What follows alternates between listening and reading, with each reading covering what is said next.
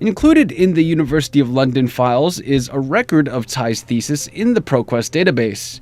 It has supposed information on Tsai's thesis. ProQuest collects and compiles proper theses. An individual cannot send a thesis into ProQuest. Only schools can coordinate a thesis submission. What's strange here is that the ProQuest files show it didn't log Tsai's thesis until 2009. If the school sent Tsai's thesis to ProQuest in 2009, then why would it forget all about it by 2011?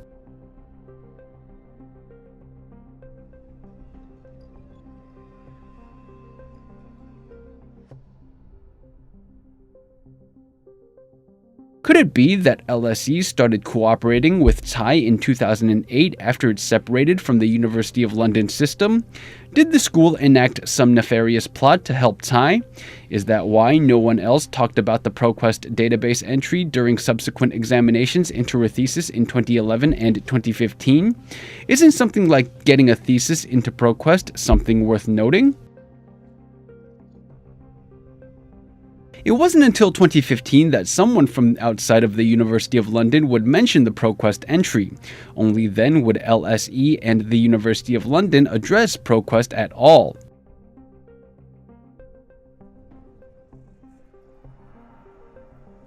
Ultimately, this begs the question, why would ProQuest have information on Tsai's thesis if not a single school in London had information on the thesis first?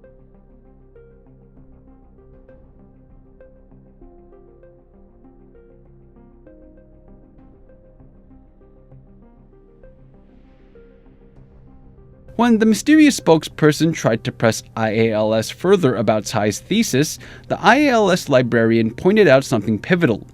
I have looked along the shelves for the 1980s in L204 and cannot see the name. Why is the subject area in ProQuest given as psychology, bibliogs, and statistics?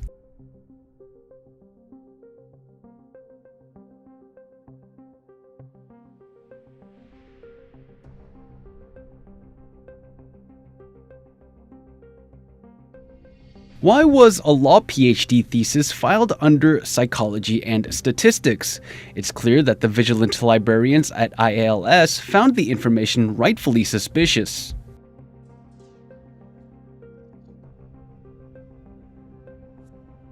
Don't be fooled. Tsai Ing-wen's people were the first ones to bring out this ProQuest entry.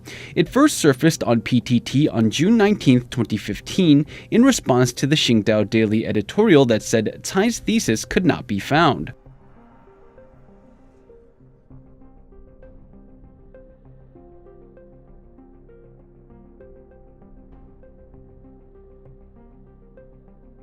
The ProQuest entry was later turned into an internet graphic which claimed to disprove the idea Tsai's thesis was fake.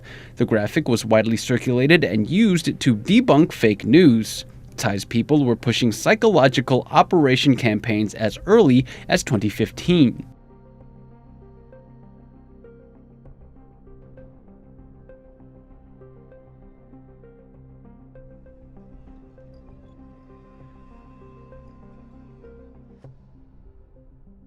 The initial poster to PTT was most definitely part of Tsai Ing-wen's cyber army. They were quick to react like Li Zizong and Wang Dingyu when they pulled out images of Tsai's diploma. Such swift counteroffensives served to prove just how serious a threat ThesisGate is to Tsai.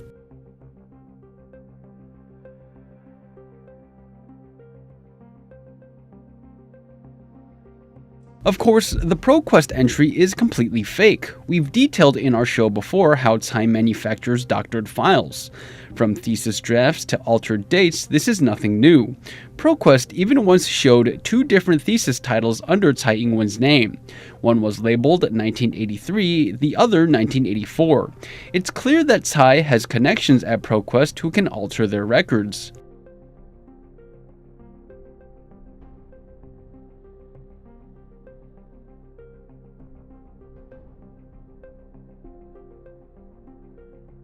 Remember the person who might have been from Taiwan who inquired about Tsai's thesis? They were very courteous, but they also hinted that they suspected foul play. Their email reads, In addition, I was told that the US database company ProQuest might have one copy of the dissertation I am looking for. So I am wondering if you can answer me the following question. Did your department or the author of that dissertation ever authorize ProQuest to have your graduates' PhD dissertations before? The reason I ask this is because I do not want to be another victim of commercial strategy. I am not saying that ProQuest might be a fraud or something. My point is, it is unreasonable for me to expect ProQuest to have the dissertation I am looking for, since I cannot find that dissertation in both the LSE library and the LSE archive office. This inquiry most certainly put the school in a hard place because denial would be to outright question ProQuest's legitimacy. It would also out TAI's wrongdoing and indicate that there were unlawful dealings going on at the school in its effort to broker the entry in the ProQuest database. However, if the school were to confirm ProQuest's legitimacy, then there would be no way forward. How does it make sense for ProQuest to have received information on TAI's thesis in 2009 while the schools don't have anything at all? What are the odds that all of TAI's records at the school went missing between 2009 and 2011? Did everyone who handled TAI's information leave their posts between those years too? That wouldn't make any sense either, because someone at LSE helped TAI change her ProQuest entry in 2020.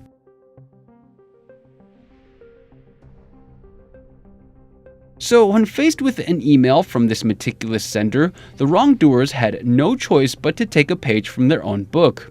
They got the ProQuest database entry information into the British Library. Now there were two credible databases with information on TAI's thesis. They could work in tandem to uphold TAI's lie. In June 2015, an entry for TAI's thesis appeared in the British Library.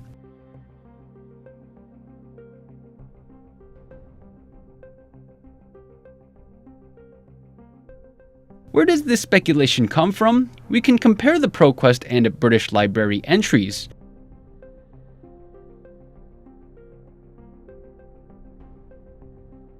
First, both the ProQuest and British Library entries initially only had TAI's thesis title, nothing else. Second, the British Library at first had the author listed as Tsai IW, not Tsai Ing-wen, which is what the ProQuest database had. It's clear the information for the two entries came from the same source.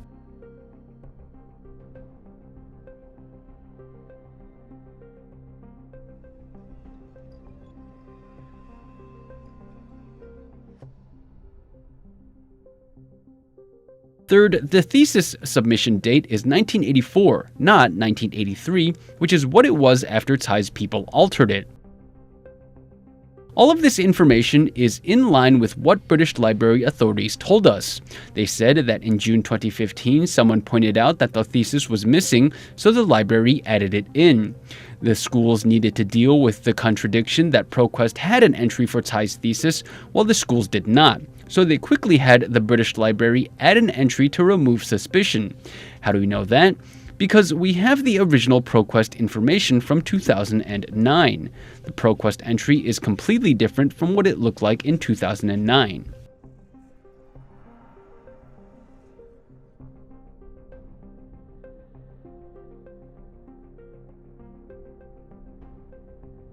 After going over the first category of University of London files, it's time to look at the second category. These files address how LSE and the University of London came to a decision on publishing LSE's October 8, 2019 statement. Emily Brick divided these second category files into 4 different PDFs, but quantity doesn't mean quality. These files are from between October 15, 2019 and October 11, 2019. Most of the emails here do not include department names or job titles. Also, there isn't much discussion relevant to the requested topic. One email, however, was forwarded to the University of London's School of Advanced Study. The email only read, "I've seen it before." What's important is that the email was sent on October 11, 2019, after the school's statement had been published.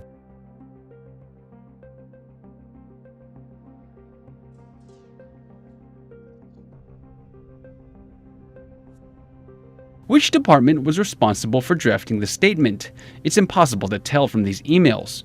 Which department was responsible for the statement? Also impossible to tell. The emails also referred to IALS erroneously, just as Shi Fanglong did. This set of files proved what we already knew. The ICO was clear. It wanted the University of London to identify the department that was responsible for LSE's statement. If Emily Brick did not conceal anything, then this set of emails proved that people unrelated to LSE were the ones that wrote the statement and then published it in an obscure part of the school's website. The purpose of the statement was nothing more than to mislead people in Taiwan.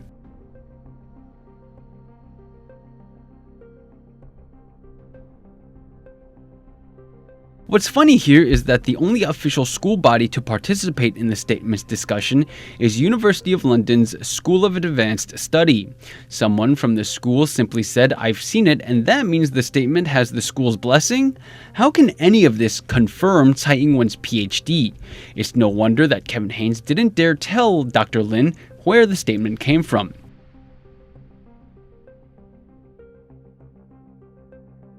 Most interestingly though, an early draft of the statement from October 8, 2019, 1:08 p.m. included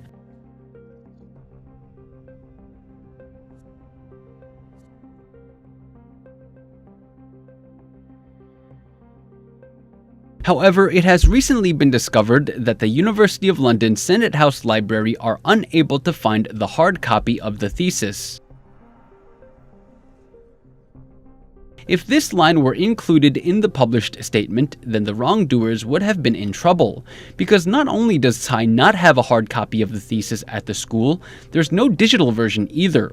Furthermore, the thesis didn't disappear recently. It never existed. The inclusion of that line would have exposed LSE's plot to create a false narrative that schools had Tsai's thesis. That's why the line was removed.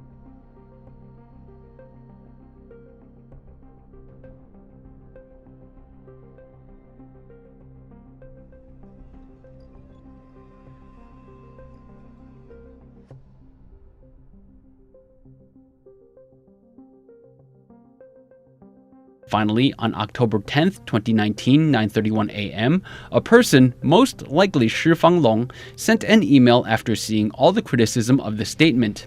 That person sent the email to the School of Advanced Study, hoping someone could help endorse the statement, but it seemed no one wanted to help them.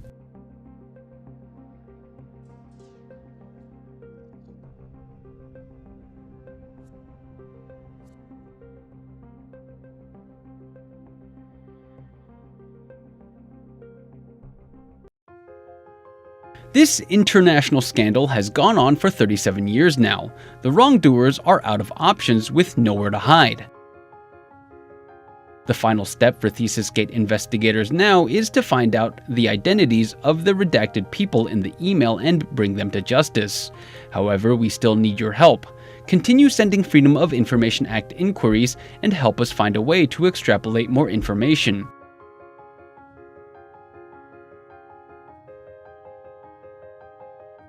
For example, how might we be able to get files from school archives? Or how do we find out more about the University of London's Higher Degrees Office?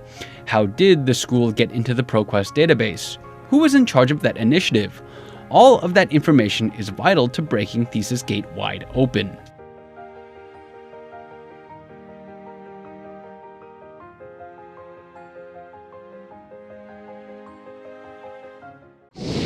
就是在我们摄影棚当中，现在全天候使用的就是旺旺水神的抗菌液。当然，我们装在这个雾化器里头，就可以做喷雾清消，非常的安全，不会伤身体。一天使用好多次都不成问题，儿童、孕妇也都可以使用。哪里购买呢？只要到我们这个快点购网站上头就可以买得到。